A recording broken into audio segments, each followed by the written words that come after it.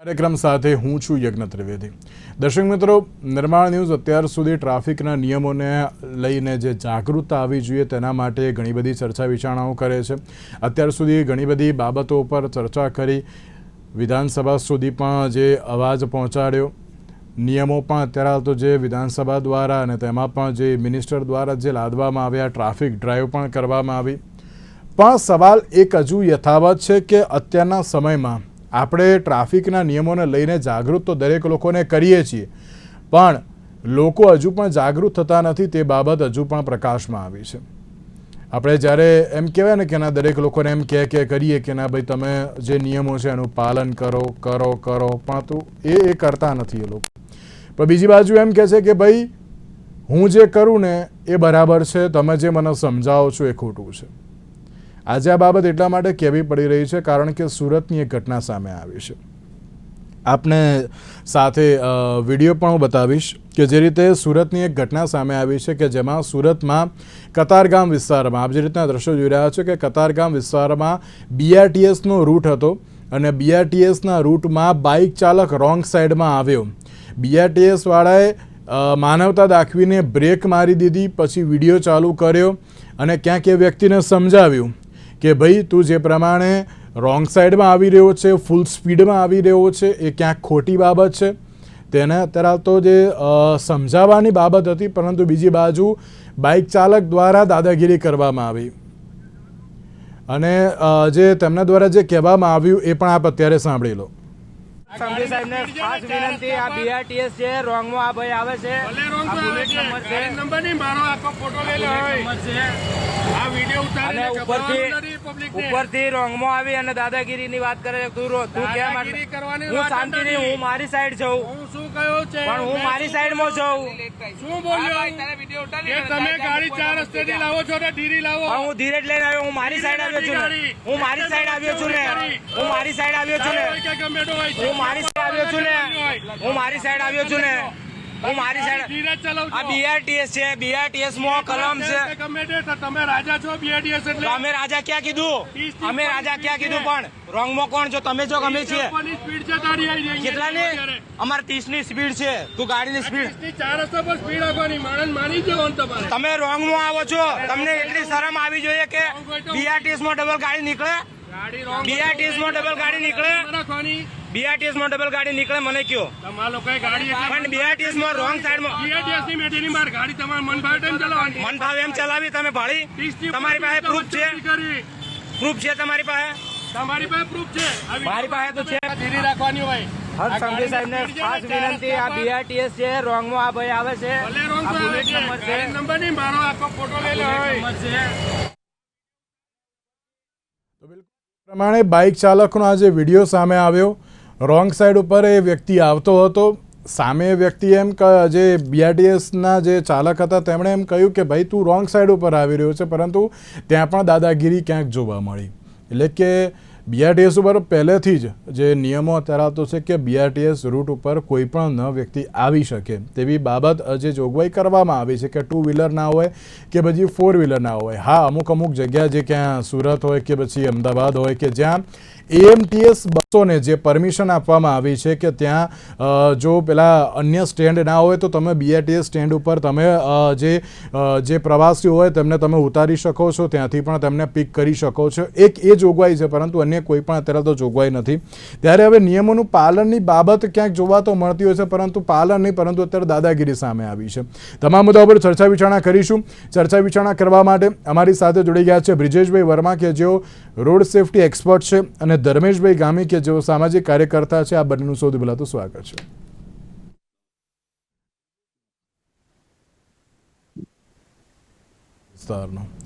અને જ્યારે આ બાબત સામે આવી કે જેમાં એમ કહેવાય ને કે ભૂલ ક્યાંક બાઇક ચાલકની જ હતી અને બાઇક ચાલકે ક્યાંક નિયમનું પાલન ના કર્યું, BRTS વાળાએ બ્રેક પણ મારી દીધી, પછી સામે એમ કહે છે કે ભાઈ તું સ્પીડમાં આવી રહ્યો છે।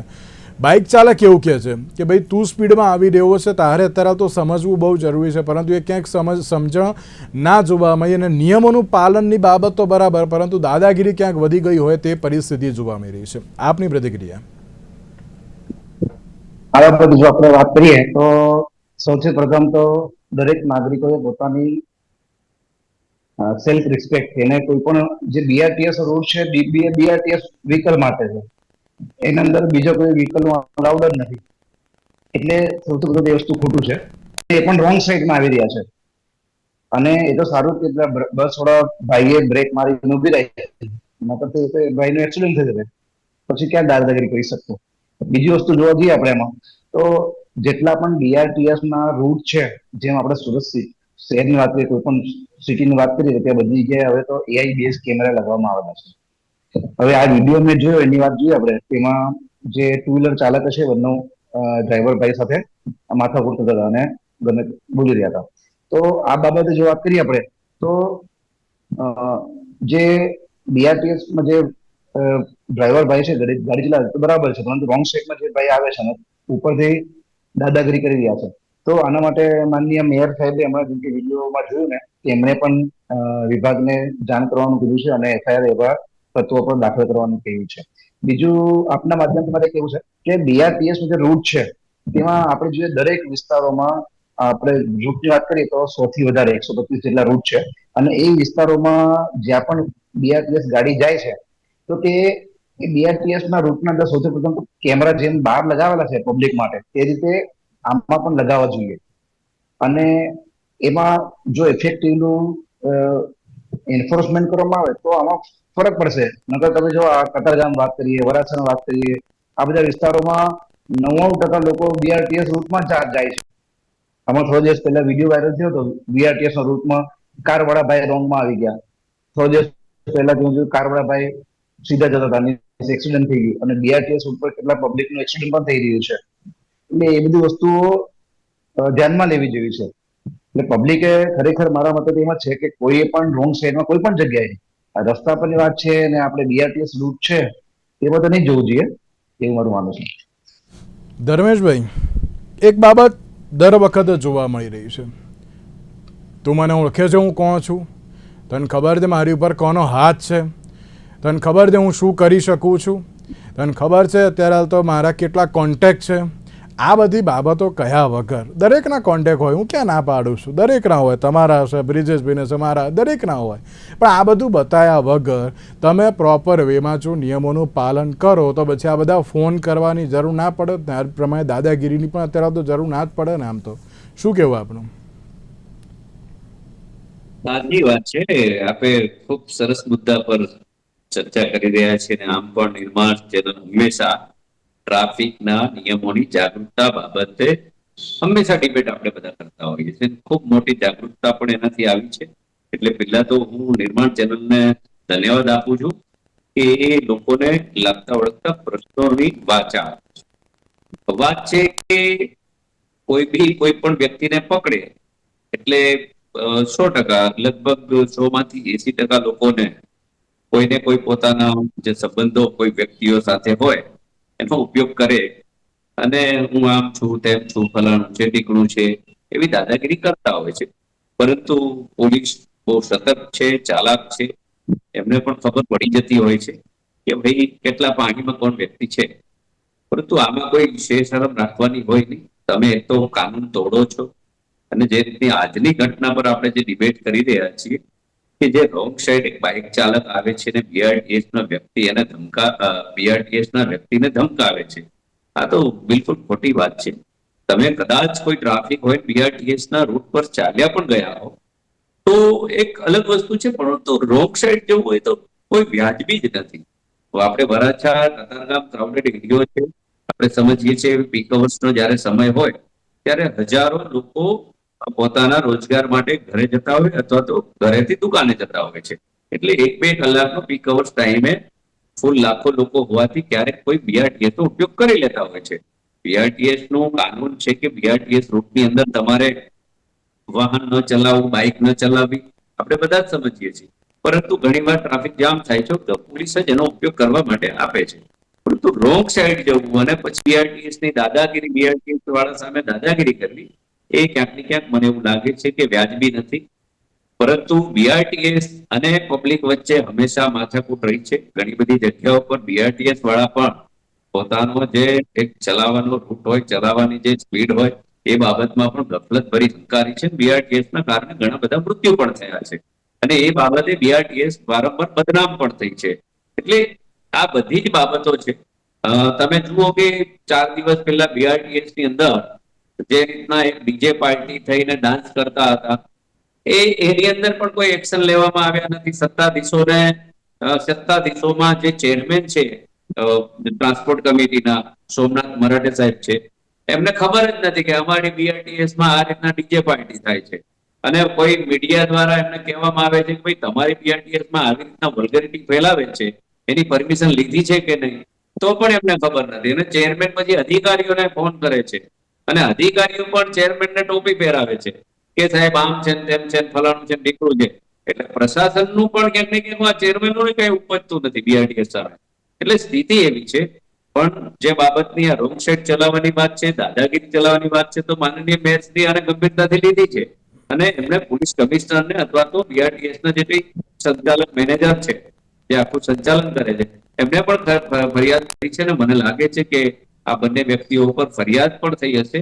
ન થઈ હોય તો થવી પણ જોઈએ. કેમ કે BRTS જ્યારે પણ જતી હોય 35-40 લોકોનું એ લઈને જ્યારે એનું એ ટ્રાન્સપોર્ટ કરતી હોય ત્યારે ખૂબ ગંભીરતા દાખવવી જોઈએ. અને એવા સમયે આપણે કોઈ ડ્રાઈવર સાથે દાદાગીરી કરી લઈએ તો આ બિલકુલ યોગ્ય નથી. એમના પર કાયદાકીય પગલા લેવા જોઈએ. પરંતુ ક્યાંક ને ક્યાંક જે સજાનું પ્રાવધાન છે એ ખૂબ નબળું છે, ઓછું છે.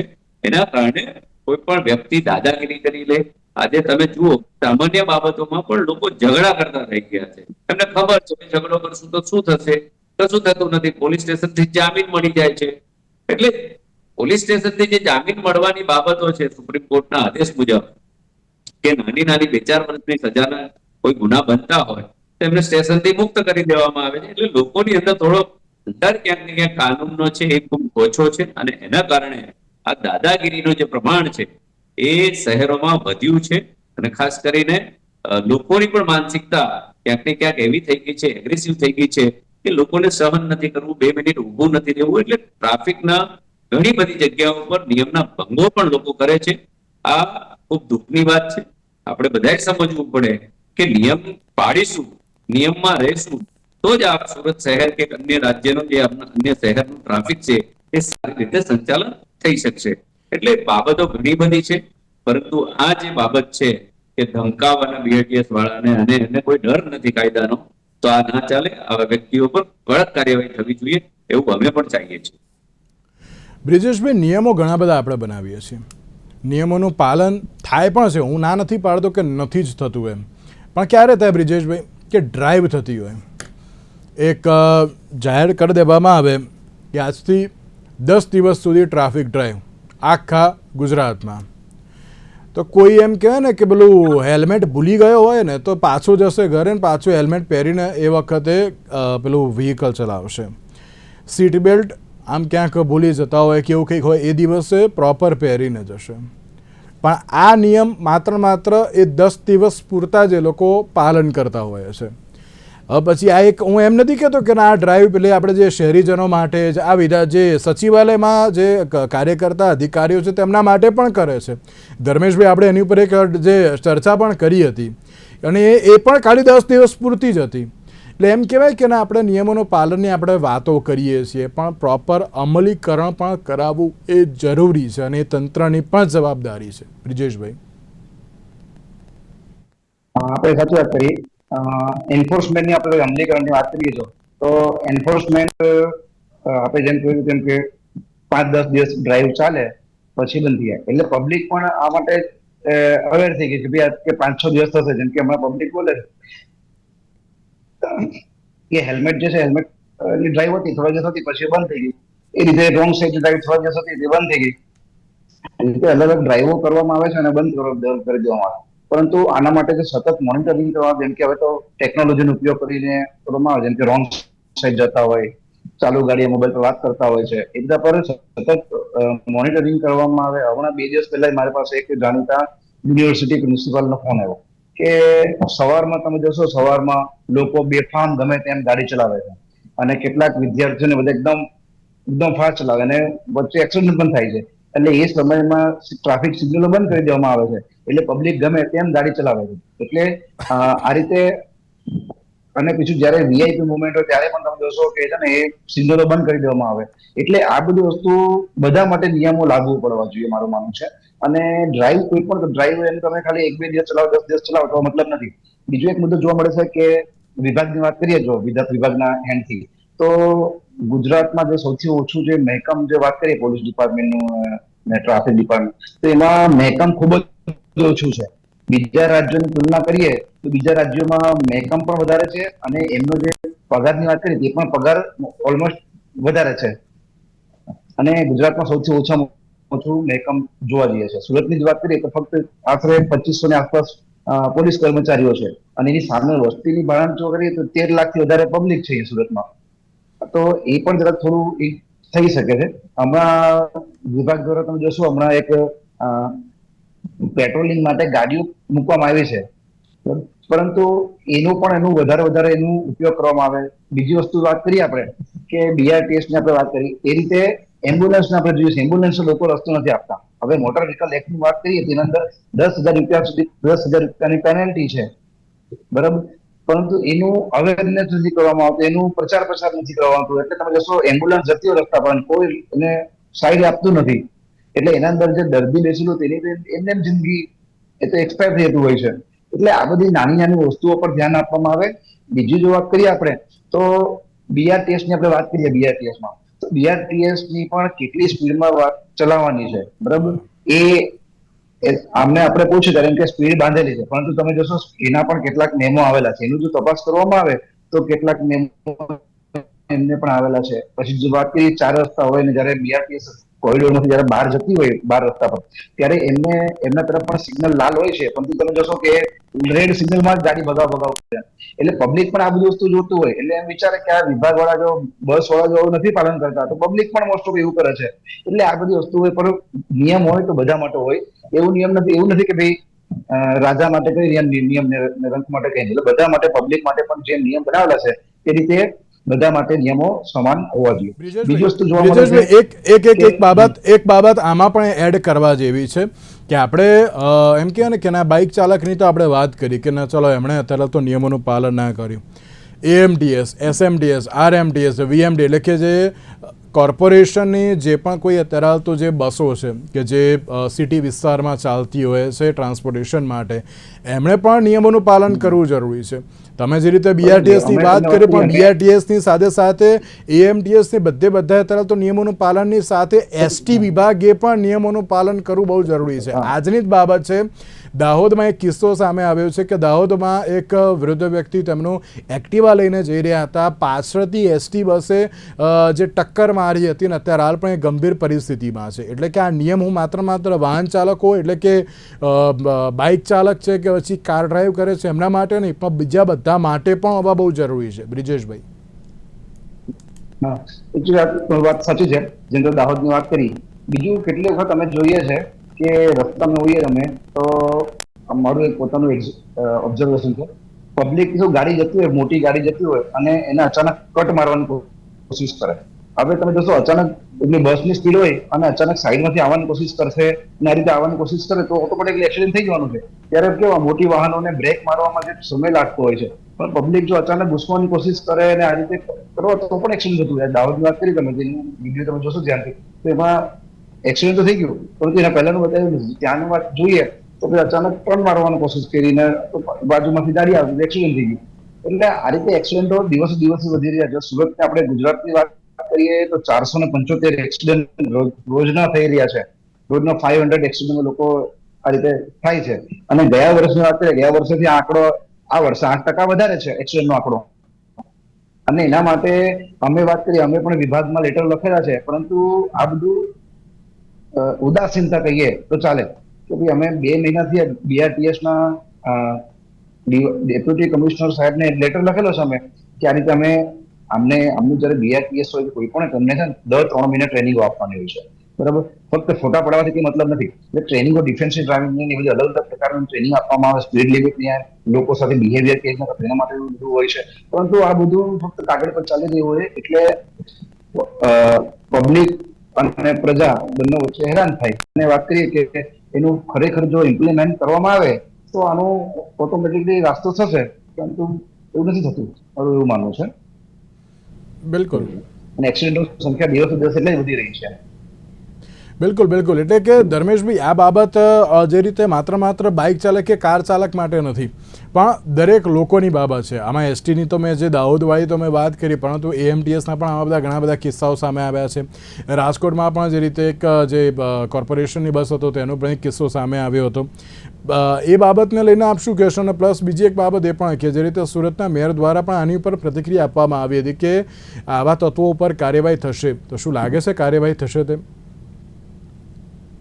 કાર્યવાહી ચોક્કસ આ વ્યક્તિઓ પર થશે જે બાઇક ચાલકો દાદાગીરી કરે છે. એટલે દાદાગીરી ન હોય એ રીતનો ઉદ્ધત વર્તન બીઆરટીએસ સંચાલક સાથે કરવું એ અયોગ્ય છે, એટલે કાર્યવાહી થશે.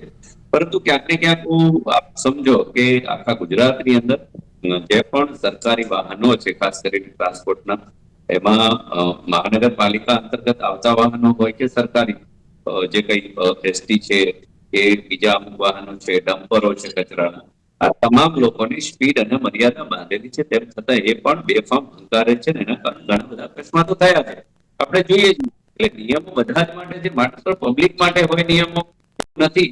પરંતુ ઠીક છે, આપણે બધું વધારે પડતું પબ્લિક પર જ ઢોળીએ છીએ, એટલે એ પણ યોગ્ય નથી. પરંતુ ક્યાંક ને ક્યાંક જે ટ્રાફિકનું સંચાલનની બાબતો છે, તો ઘણી બધી જગ્યાઓ પર વિકાસના કામો થતા હોય એના કારણે પબ્લિક સમયસર એમની જગ્યાએ પહોંચી ના શકતી હોય, એના કારણે પણ ક્યાંક ને ક્યાંક ખાડા હોય, વાહનોના રસ્તાઓ અમુક બરોબર ના હોય, સિગ્નલો પર પોલીસના અધિકારી કર્મચારીઓ ના હોય, એના કારણે ક્યાંક ને ક્યાંક ટ્રાફિક જામ થઈ જતા હોય છે. અને લોકો અહીંયા હું તમને કહું તો રિંગ રોડ ની વાત કરું તો દરરોજનો પ્રોબ્લેમ છે. મેટ્રોનું કામ ચાલે છે, છેલ્લા 1.5 વર્ષથી કામ ચાલે છે. રોજનું 10 થી 12 એટલે કે 10:30 થી 12:30 સુધી ટ્રાફિક, 2 કલાક સુધી ટ્રાફિક હંમેશા ભરપૂર રહે છે.